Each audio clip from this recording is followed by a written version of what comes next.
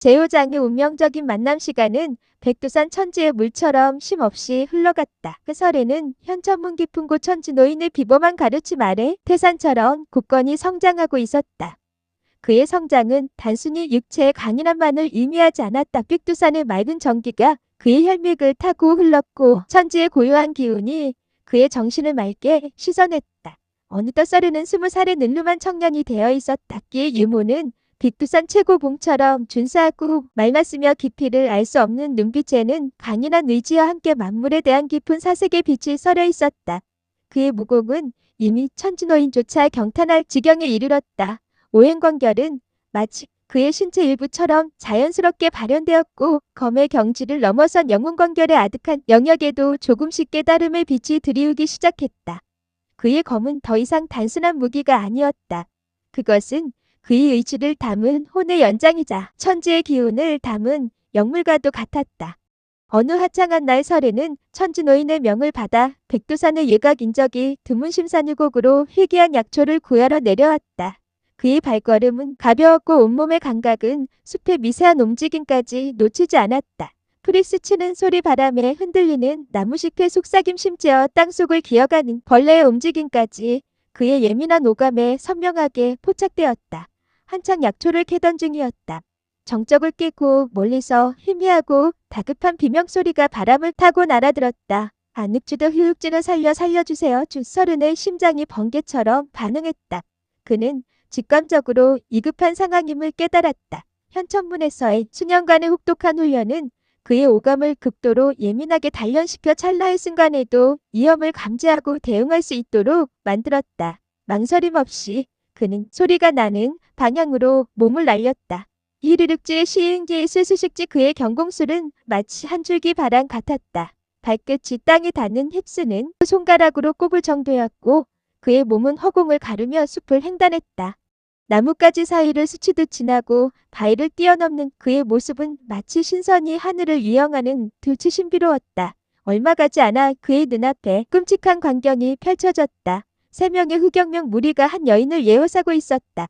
그들은 그림자처럼 어둠을 두른 듯한 검은 유복을 입고 있었고 그들의 눈빛에는 탐욕과 음흉함이 가득했다. 여인은 필사적으로 저항하고 있었으나 사내들의 완력과 숫자를 당해내지 못하고 있었다. 그녀의 옷은 이미 갈기갈기 찢겨 있었고 얼굴은 공포와 절망으로 일그러져 있었다. 그녀의 눈에서는 뜨거운 눈물이 흘러내렸지만 그 눈물조차 그녀의 절망을 씻어내지 못했다. 나아지 버들 도망가려고 이 예쁜 얼굴이 곧 풀먼지에 굴러야 할 텐데 이 순순히 우리랑 놀아주면 목숨은 살려줄 수도 있어. 그들의 말투는 노골적이었고 눈빛은 운탕했다. 속속에 울려 퍼지는 그들의 비열한 웃음소리는 서린의 심장을 격렬하게 울렸다. 그의 내면에서부터 차가운 분노가 치밀어 올랐다. 가미슨의 더러운 손으로 여인을 겁탈하려 드는 가시도 당장 멈추지 못할까. 서린의 목소리가 숲속에 천둥처럼 울려 퍼졌다. 그의 음성에는 백두산의 차가운 서기가 서려 있었고 맹수의 포효와 같은 묵직한 살기가 담겨 있었다. 3명의 무리들은 예상치 못한 서른의 등장이 잠시 멈칫했다. 그들의 음탕한 웃음소리는 순식간에 사라졌다. 흥지은 옛놈이 나타나서 시비를 거는 거야. 즉 얼른 꺼주지 않으면 내 놈 목숨도 장담 못한다. 그들 중 가장 키가 큰 사내가 비열한 표정으로 검을 뽑아들었다. 그의 검에서는 탁한 기운이 뿜어져 나왔다. 서린도 허리춤에 찬 검을 뽑아들고 있었다. 그의 검은 은은한 백색 빛을 띠고 있었고 마치 살아있는 용처럼 미묘한 기운을 뿜어내고 있었다. 그것은 천지노인이 그에게 하사한 보검으로 천지의 정기가 깃들어 있었다. 더러운 짐승만도 못한 놈들 너의 제약은 죽음으로 갚아야 할 것이다. 서리는 망설임 없이 미화검 초식을 펼쳤다. 시인질 하랄지구의 검은 불꽃처럼 맹렬하게 움직였다. 미화검 초식은 그의 손에서 살아있는 용처럼 꿈틀거렸고 검날에서 뿜어져 나오는 보름빛은 숲을 성강처럼 가로질렀다. 상대방의 검은 감히 서린의 검기를 막아낼 틈도 주지 못하고 허공에서 튕겨져 나갔다. 드챙강기 금속이 부딪히는 날카로운 소리가 숲을 가득 채웠다. 검은 옷의 무리들은 당황했다. 그들은 흑영명의 일원으로 자신들의 무공인 흑영십식이 꽤나 높은 경지에 이르렀다고 자부했지만 설인의 오행관결 앞에서는 속수무책이었다. 의경맹은 무림의 그림자처럼 존재하며 악행을 일컫는 사파의 거두였다. 그들의 무공은 예측 불허의 기숙과 잔혹함으로 악명이 높았다. 설에는 길수검 초식의 유연함으로 상대의 공격을 흐르는 물처럼 자연스럽게 흘려보냈다. 그들의 공격은 아무리 맹렬해도 그의 검 앞에서는 무의미했다. 시어서 이목검 초식의 끈질김으로 그들의 빈틈을 파고들었다. 마치 덩굴이 휘감듯 그의 검은 상대의 움직임을 묶어버렸다. 쿠옥짐은 이 자식질 만만치 않은데 푸식주의 진푸식주의 짧은 비명과 함께 두 명의 사내가 쓰러져 나갔다. 그들의 목에서는 붉은 피가 솟구쳐 올랐고 순식간에 차가운 시신으로 변했다. 남은 한 명은 겁에 질려 도망치려 했으나 설에는 늙은 검 초식의 예리함으로 그의 다리를 베었다. 그의 다리에서는 끊어진 핏줄에서 피가 솟구쳤고 비참한 비명소리가 숲에 울려 퍼졌다. 크악지 육제 낙조 비명을 지르며 땅바닥에 쓰러졌다. 내 놈들은 더러운 피로 이곳의 숲을 더럽혔으니 그의 합당한 대가를 치러라. 설인의 목소리는 차갑게 가라앉아 있었다. 그는 3명 모두를 남김없이 처단했다. 그의 얼굴에는 조금의 망설임도 없었다. 내 짤을 일인하고 세상을 더럽히는 악인에게는 자비란 없었다. 그것이 현천문에서 배운 가장 중요한 가르침 중 하나였다. 그의 검 끝에서 피가 뚝뚝 떨어졌다. 숲은 다시 고요해졌지만 피비린내가 바람을 타고 흘렀다. 사악한 후경명 무리들이 사라지자 설이는 쓰러져 있는 여인에게 조심스럽게 다가갔다. 여인은 두려움에 몸을 웅크리고 떨고 있었다. 그녀의 눈은 여전히 공포에 질려 있었다. 낭자진이 괜찮으십니까? 더 이상 걱정 마십시오. 해로운 자들은 모두 사라졌습니다. 설이는 따뜻하고 부드러운 목소리로 여인을 안심시켰다. 그의 목소리에는 어둠을 거저내는 새벽빛과 같은 온화함이 담겨 있었다. 여인은 천천히 고개를 들었다. 그녀의 얼굴은 눈물과 흙먼지로 얼룩져 있었지만 그 속에서도 고귀하고 아름다운 자태가 드러났다. 비록 절망 속에서도 빛을 잃지 않는 아름다움이었다. 그녀는 고구려의 명문가 자주 소연 낭자였다. 수요가 감사합니다. 정말 감사합니다. 그자의 목숨을 구해주셔서 정말 감사합니다. 소연은 겨우 몸을 일으키려다 상처 때문에 다시 비틀거렸다. 그녀의 어깨와 팔에는 칼날에 솟친 상처들이 보였다. 설에는 그녀의 상처를 발견하고 급히 응급처치를 했다. 현천문에서 천지노인에게 배운 약초 지식과 심오한 이슬은 이때 빛을 발했다. 그는 허리춤에서 비단 주머니를 꺼내어 약초를 지치워 상처에 발랐고 능숙한 손길로 상처를 감쌌다. 심한 상처는 아닙니다만 제 은신처로 가서 상처를 완전히 치유하고 가시는 것이 좋겠습니다. 이곳은 아직 위험할 수 있습니다. 소연은 잠시 망설였다. 낯선 사내를 따라간다는 것이 쉬운 결정은 아니었다. 하지만 설은의 눈빛에서 거짓없는 진실된 선의를 느꼈다. 그의 눈은 백두산 천지처럼 맑고 깊었으며 그 속에 비치는 자신의 모습은 안전하고 평화로웠다. 그녀는 고개를 끄덕였다. 설은은 소연을 부축하여 가까운 남자로 향했다.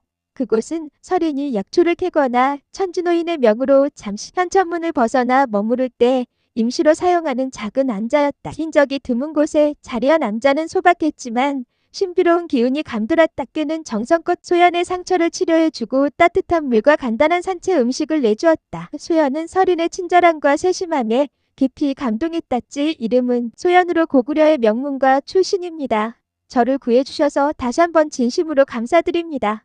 짜증이 그렇군요. 소연 낭자저는 설인입니다. 비현천문에서 수행하는 자입니다. 두 사람은 서로의 출생 배경을 소개했다. 소연은 고구려의 복잡한 정치적 혼란 속에서 가문의 명령으로 피신하던 중 후경명이라는 사악한 무리에게 습격당했다고 설명했다. 그녀의 목소리에는 명문가의 금지와 함께 짙은 피로감이 서려 있었다. 설이는 자신의 비극적인 과거 즉 가문이 몰살당하고 홀로 살아남아 현천문에서 무공을 수련하게 된 과정을 담담하게 이야기해 주었다.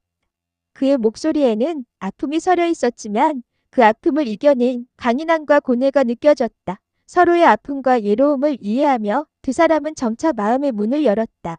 그들은 단순한 은혜와 보답의 관계를 넘어 깊은 교감을 나누기 시작했다. 며칠 동안 소연은 설인이 앉아있어 상처를 치유했다. 그 시간 동안 두 사람은 천지 주변을 함께 산책하며 이야기를 나누었다. 백두산 천지의 아름다운 풍경 속에서 그들의 사랑은 마치 신비로운 꽃처럼 피어났다. 맑은 공기와 푸른 물 그리고 눈부신 햇살 아래서 그들은 서로에게 깊이 빠져들었다. 서리는 소연에게 자신의 모공을 보여주기도 했다. 그의 검술은 단순한 기회가 아니었다. 그것은 자연이 이치와 천지의 조화를 담고 있었고 그 몸짓 하나하나에서 웅장한 힘과 함께 유려한 아름다움이 느껴졌다. 소연은 서른의 강인함과 더불어 그가 지닌 따뜻하고 순수한 마음에 매료되었다. 서린 또한 소연의 고귀한 품격과 지혜로운 그리고 역경 속에서도 꺾이지 않는 강인한 정신에 반했다. 그녀는 단순히 아름다운 여인이 아니라 깊이 있는 내면을 가진 존재였다. 그들은 함께 검을 휘두르며 무술을 연마하기도 했다. 서리는 소연에게 간단하지만 실용적인 호신술을 전수해 주었고 소연은 뛰어난 습득력으로 금세 무술의 기본을 익혔다. 그녀의 몸짓은 처음에는 서툴렀지만 점차 우아하고 날카롭게 변해갔다. 그들은 검을 부딪히며 서로의 호흡을 맞추었고 그 과정에서 더욱 깊은 신뢰와 유대감을 쌓아갔다. 30세가 이렇게 아름다운 곳에서 그대와 함께할 수 있다니 꿈만 같아요. 나는 서른을 잊을 수가 없어요. 피평생 내 곁에서 있어 주세요. 소연은 서른의 품에 안겨 속삭였다. 그녀의 목소리는 천지에서 떨어지는 물처럼 맑았고 서른의 가슴에 따뜻하게 스며들었다. 수연 낭자. 저 또한 낭자와 함께하는 이 시간이 너무나 소중합니다. 하지만 당분간 우리는 각자의 길을 가야 할 것입니다. 저는 무림의 정의를 위해 싸워야 하고 낭자는 낭자의 가문을 위해 할 일이 있을 것입니다.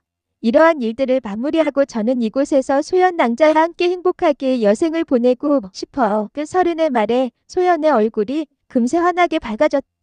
그녀는 그의 말을 듣고 나도 내 가문을 어려운 일들을 잘 정리하고 이곳에서 서린과 함께 해야지 하는 생각을 마음속으로 되짚었다. 그들의 만남은 운명적이었지만 그들은 각자에게 주어진 소명이 있음을 알고 있었다. 좋아할 때는 우리의 인연은 여기서 끝나지 않을 거예요. 저는 서른을 잊지 않을 거예요. 즉, 부디 다시 만날 그날까지 건강히 계셔주세요. 그들의 사랑은 백두산의 웅장함처럼 숭고했고 천지의 물처럼 맑고 투명했다. 그들은 서로의 존재만으로도 큰 위안과 힘을 얻었다. 순간의 만남이었지만 그들의 영혼 깊숙이 서로의 모습이 새겨졌다. 소연의 상처가 안전히 치유되자 그녀는 떠날 준비를 했다. 아쉬움이 가득했지만 현실은 그들에게 이별을 요구했다. 장의설은 덕분에 목숨을 건지고 마음의 평화까지 얻었습니다. 이 은혜는 평생 잊지 않겠습니다. 부디 당신의 소명을 이루시길 바랍니다. 소연의 눈에는 촉촉한 이슬이 맺혔다. 서리는 그녀의 손을 잡고 따뜻한 미소를 지었다. 소연 낭자직이 부디 몸 건강히 잘 가십시오. 다음에 다시 꼭 만날 날이 있을 것입니다. 그때는 더 이상 고통과 슬픔이 없는 세상에서 평화롭게 만날 수 있기를 바랍니다. 두 사람은 아쉬운 작별을 고하며 훗날을 기약했다. 서리는 소연이 안전하게 백두산을 벗어나는 것을 먼발치에서 확인한 후 다시 현천문으로 돌아왔다. 그의 마음속에는 소연과의 추억이 따뜻하게 자리 잡았다. 그것은 그가 앞으로 나아갈 험난한 무림의 길에 큰 힘이 될 것이었다. 그는 알았다. 다시 만남이 단순한 우연이 아니었음을. 그것은 그의 운명에 깊이 새겨질 천지의 서약과도 같은 만남이었음을 해.